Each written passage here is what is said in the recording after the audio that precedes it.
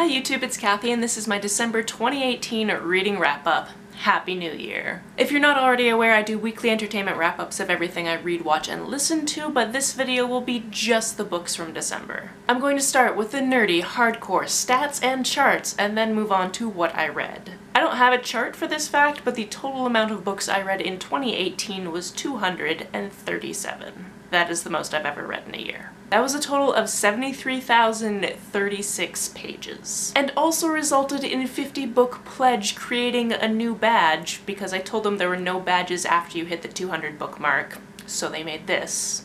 I am pretty happy about it. So, you know, I'm gonna have to try for that this year. In December, I read 25 books for a total of 7,383 pages. That takes into account converting audiobook minutes to pages, so 2,369 of those pages were actually about 68 hours of audio. The age breakdown for these books was 12 adult books, 12 YA books, and 1 middle grade book. I read 18 novels, 5 graphic novels, and 2 anthologies. This month, the biggest chunk of what I read was contemporary, but I did have some SFF, historical fiction, non-fiction, and mystery. If you adjust by page count, fantasy and historical fiction inflate because those books were massive. Most of these books, no surprise, came from the library, but I also borrowed some from a friend, got one through Life's Library, and read one I already owned. I read 9 hardcovers, 8 paperbacks, 7 audiobooks, and 1 ebook. Nearly half of these books were in the 200 to 299 pages range, and the vast majority were published in the last decade. Almost all of these books were by female authors, although I did read a few male authors and a non-binary author. Most of the protagonists were female, with a few male protagonists and some ensemble casts. In terms of setting, more than half of these books were set in the States, with others being set in Nigeria, the US Virgin Islands, Finland, Japan, other worlds, the United Kingdom, and Canada. In terms of diversity, there's absolutely no shock that there was a bunch of queer content, as I hosted the second round of Queer Lit Readathon early this month, but we also have works involving race, translated works, feminist works, and works that had intersectionalities, which is what combo means. In terms of star ratings, this month I had 5 3-star books, 7 3.5-star books, 7 4-star books, 2 4.5-star books, and 4 5-star books. Let's start with the lowest rated book and work our way up to the highest, shall we? Now, if you happen to watch the entirety of my best and worst books of 2018 video, I already talked about the worst book on this list and the best book on this list, but I have a theory there are at least a couple of people that held out so that you could see the list in entirety. My first read was Fair Play by Tove Jansson. This book is done in a series of vignettes about these 2 women who live in the same building. It's queer, but very careful about it because this one was published in the 1980s. So although these 2 women are definitely in a relationship, you wouldn't necessarily know it just by reading it unless you knew that ahead of time, or unless you're queer and you're looking for that type of content. Besides some of the notions being outdated, there really wasn't much wrong with this, it just wasn't really my thing. Next we have Hurricane Child by Karen Callender. This was the one middle grade book I read this month, and I read it for Queer Lit Readathon because there was a space that asked for a middle grade read. This one features a girl who was born during a hurricane, which is seen as unlucky, so she's picked on a lot at school. Her mom just up and left her and her dad a little while ago, so there's a mystery element as to where she is and if she's ever coming back. And then a new girl comes to her school and she immediately has feelings for her. At times the writing in this was beautiful, but I kind of got genre whiplash and didn't really know where the book was going to go and what was going on, and it was also very insta-lovey, which I understand is a very 12-year-old thing, but just wasn't for me. Next was another Queer Lit read, and that was Wandering Sun Volume 1. This is a manga about 2 5th graders, one who is assigned male at birth but is female, and vice versa. This was a cute story, but because of the way the art is done, a lot of the characters look very similar, and I don't understand the way that naming practices work in Japan, so I had a hard time following who was who. But obviously the points that I did follow I really enjoyed. This was stinking cute, and there are so many volumes of this, I'm just not running to pick them up. The next book on the list is Future Home of the Living Gods. I read this one as an audiobook and the narrator did a really good job, but I had a lot of questions when this book ended, like, was her partner actually an angel? Because you said he was, and there's mention of him having to like tuck up his wings and stuff, but that wasn't really explored or explained at all, which was very confusing. And because this very basic question wasn't answered, it really detracted from me enjoying this book. Also, this isn't really the type of book that you're really aiming to enjoy per se, because it's a post-apocalyptic situation where humanity is kind of regressing and women are being captured so that when they give birth they can find out whether or not these people are giving birth to Homo sapiens or something from the past. It led to some pregnancy nightmares and I was not here for that. My final 3-star read was Queer Eye by the Fab Five. This is basically a coffee table book about the creation of the reboot for Queer Eye and then the characters who are on it. By characters I mean actual real human beings, the Fab Five. It's about the Fab Five. I say it's a coffee table book because although I read this cover to cover, it's not really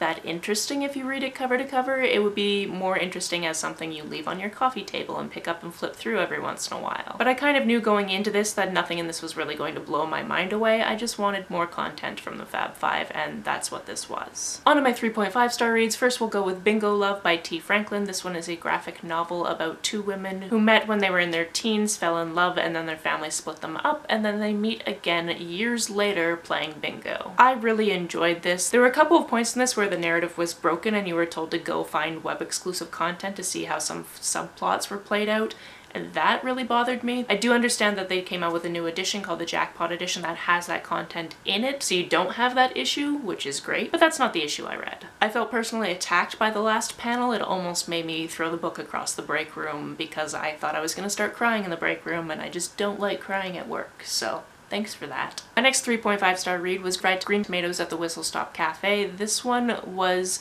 a book club pick. This one is very centered around women telling their own stories. So it jumps back and forth between the present, which is the mid-1980s, where an old woman is in a nursing home and this other woman is there because she's supposed to be visiting with her mother-in-law, but they don't really get along, so these two women end up forming a friendship and the older woman starts telling her about her past in Whistle Stop, Alabama. Then of course we are flashing back to Whistle Stop, Alabama throughout the 20s, 30s, 40s, maybe into the 50s even, I can't quite remember. In that timeline we're focusing on two women who end up having a relationship and opening a cafe together. And the strange thing is, the points in the past narrative where it kind of lost me and I thought the book was going on too long was when it was focusing on characters outside of those two characters, basically. If those characters weren't in that chapter, I wondered why that chapter was there, even though interesting things were being said about race and the class of the time. So it's a little bit of a mixed bag, but I was kind of impressed with some of it, to be honest. And this is one of those queer classics I'm glad I've checked off my list. Next is This Is Kind of an Epic Love Story, also by Karen Kellender. I also read this for the Queer Lit Readathon. This story features Nate, who wants to study film, and he has a good group of friends. And right before his senior year starts, his old best friend moves back into town. This book really starts out with letting us know that something happened between them, but it doesn't let us know what it is, and it slowly reveals that. And this previous best friend becomes a love interest. The love interest was also deaf, which is something I was interested to see in the text, but my friend Rogan, who is deaf, also read this book, and from his commentary, a lot of that storyline wasn't handled the best way. The author could have done much more research as to how the schooling system would have worked for somebody who is hard of hearing, and from what Rogan says, it looks like they did very, very basic research and they just kind of plunked it in and said, yeah, that'll be fine. Outside of that aspect, this was pretty light and fluffy and queer, and I enjoyed it for that reason. Next was Quicksilver by R.J. Anderson. This is the second in a duology. The first one I read years ago, so I actually really didn't remember what was going on when I went into this, but it did a really good job of kind of catching you up on what's going on in this world filled with aliens and powers, and obviously some intrigue. This book I mostly picked up because I knew that the protagonist was ace, and I was excited to read another book with an ace protagonist. Being asexual is also discussed a couple of times throughout the book, which I really appreciated. My next 3.5-star read was an anthology called Joy to the Worlds by various authors. 4 of them, they're there. I didn't write them down. This was a speculative fiction collection with mystery elements, and all of the stories were set in the winter time. Like with every collection, there were stories that stood out more than others. I really enjoyed Old Saint Nick, which was a closed room murder of Santa Claus on a spaceship. My next 3.5-star read was Jane Unlimited by Kristen Cashore. This one was interesting because there are, I believe, 6 different endings to it, and each ending has kind of a different genre. Trying to film with your roommate around is honestly a mess sometimes. I think when I left off I was talking about how Jane recently lost her Aunt Magnolia, who was the person that raised her, and her aunt said if she was ever invited to spend some time at this person's house that she would go. That happens. This isn't just a house though, it is a house on a private island. It's super cool. Straight up fantasy travel stuff. Perfect. However, you get to a point in the book where Jane is given the option of I think 6 different things, and depending on which route she takes, things go very differently. I gave this book a slight disservice, one, by listening to it because it would have been better to be able to go back and read those different options than just letting it play through all of them, and 2, because I listened to it really quickly trying to finish it for the week and I didn't grasp all of the things that were going on. I think I would have gotten a lot more out of it if I had read it physically. My last 3.5 star book was The Book Jumper. This one I saw on my friend Taylor's channel in a super cute book haul, which I love. And when I saw the audiobook was available, I just downloaded it immediately. This one is a bookish book, so if you like those, you will like this. If you don't like bookish books, books that are specifically centered around people that like books and aspects of books and what if you could do this with a book, it won't be your thing. The plot of this one starts with Amy and her mother Alexis deciding that they need to escape Germany for a little while, so they go to the Shetland Islands, which is where Alexis is originally from. Amy's never been there before. When she gets there, she finds out that she is one of 3 humans who can book jump, which is literally what it sounds like. She can jump right into books. So she starts training to do this, and then some mysteries come down. I thought it was fun. I thought it was interesting.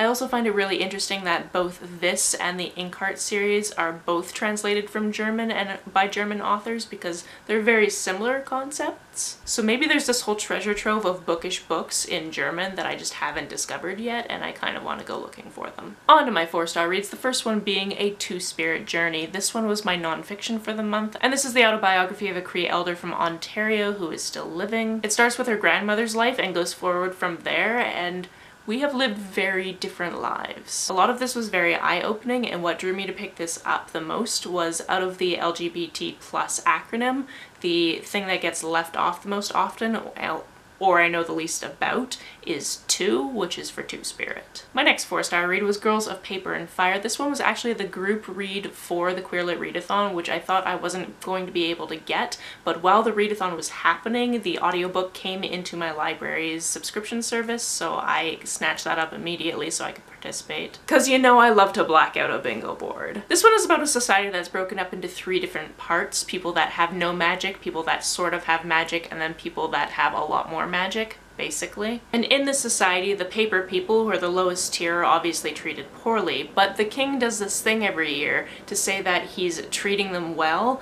by picking 8 paper girls to be his concubines for the year. Due to a series of events, our protagonist ends up being the 9th paper girl for that year, and she ends up falling in love with one of the other paper girls. As you might imagine from that short synopsis, this one is full of trigger warnings. There was a lot of physical and sexual assault mentioned. But overall, I really enjoyed the writing. The ending really set it up for the next book to come out. And I kind of want to see where this protagonist will grow from here. My next 4-star read was Faith the Faithless, which is the 4th volume in the Faith comics. I think by now we know that I love Faith. She's fat, she can fly, and she makes the best pop culture references. In this volume, we see a bunch of her arch enemies teaming up to try to take her down. My next 4-star read was If You Come Softly by Jacqueline Woodson. This is the first of the Life's Library picks, and I enjoyed this. This was a loose Romeo and Juliet retelling set in New York. It was published 20 years ago and features an upper-class Jewish girl and an African-American boy. This is a very slim book, and the chapters are also very slim, and you spend a lot of time getting to know both of these characters before the romance even blossoms, and I really appreciated that about it. It also had a lot to say about interracial dating and relationships that is still very relevant to this day. The one thing I wish that was different is that I wish I didn't know going into it that it was a Romeo and Juliet retelling, because I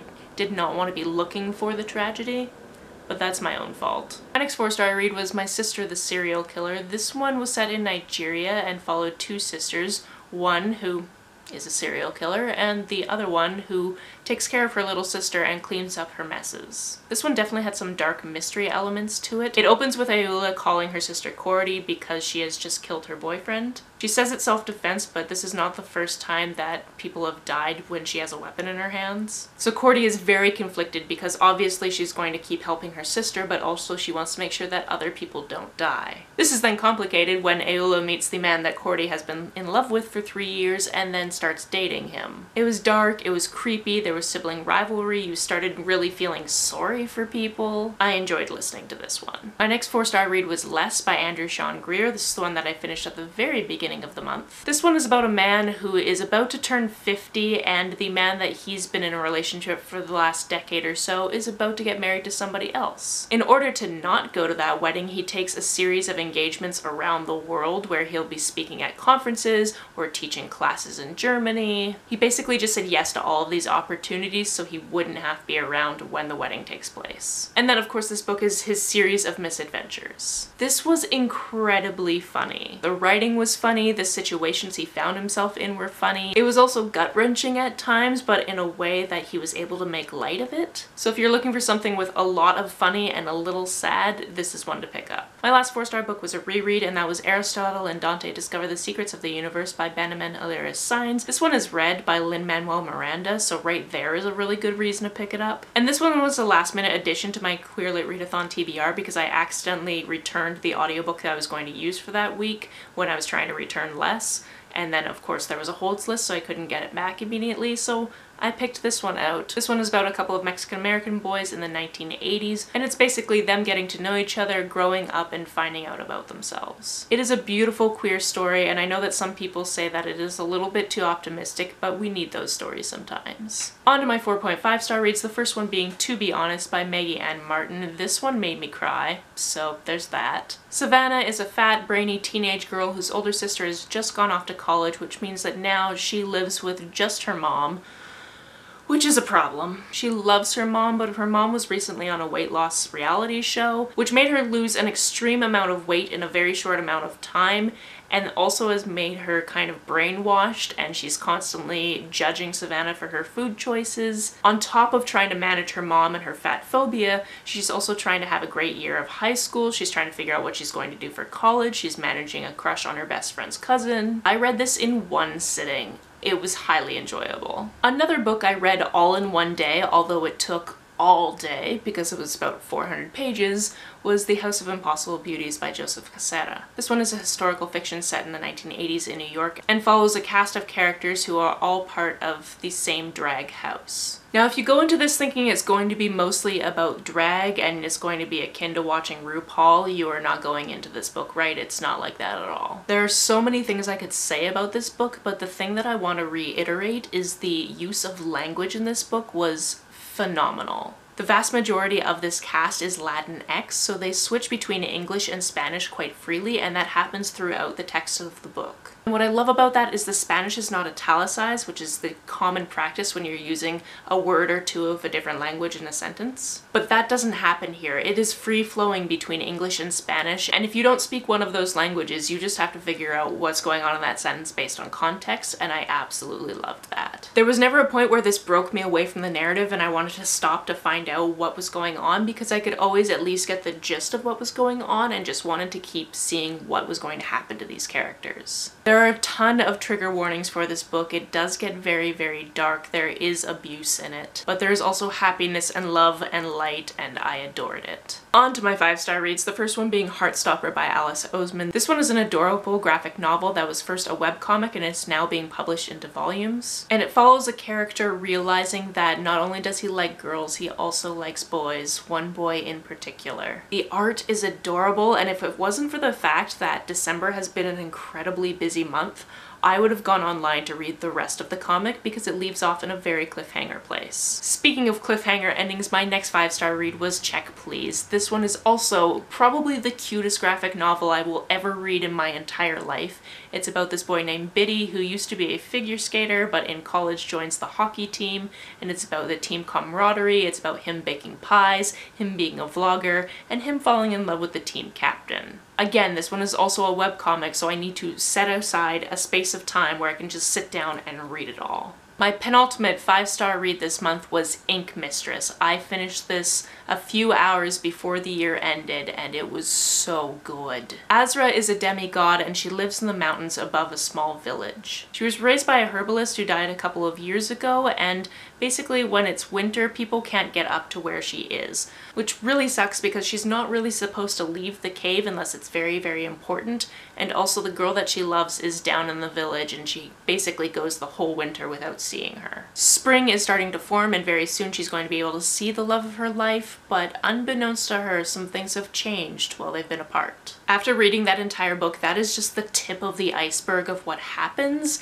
but I just don't want to spoil absolutely anything for you. This book stabbed me right in the feelings several times. A lot happens in the plot, and the plot happens over a large amount of time, so when relationships develop, it's not insta-lovey, which is very appreciated by me, the demisexual. The different types of magic in this world are also phenomenal. One of the reasons why Azra is stuck up in these mountains is because she has a magical power that if other people knew about it, they would capture her just to use the power. It's hard because I want to tell you so much more about it, but I want you to discover it for yourself. So if anybody has read this, please let me know about it down in the comments so we can chat about it because I loved it. I loved it so much. It was freaking wonderful. My last 5-star read and my favorite read of the month was In Other Lands by Sarah Rees Brennan. This book also stabbed me in the feels quite a few times, but also was so funny and sarcastic, and I love everything about it. The premise of this book is the protagonist goes to a magical military school, and there are 2 different tracks you can take.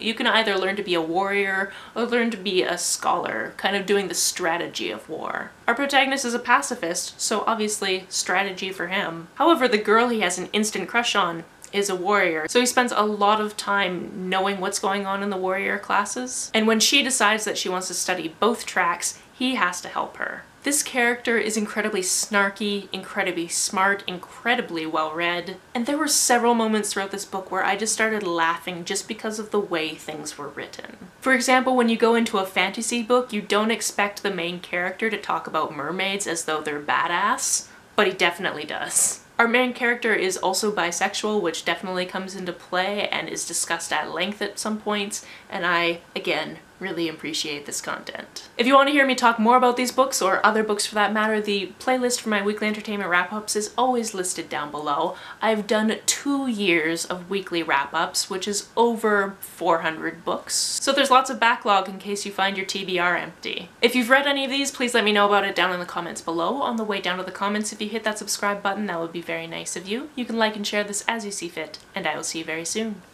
Bye!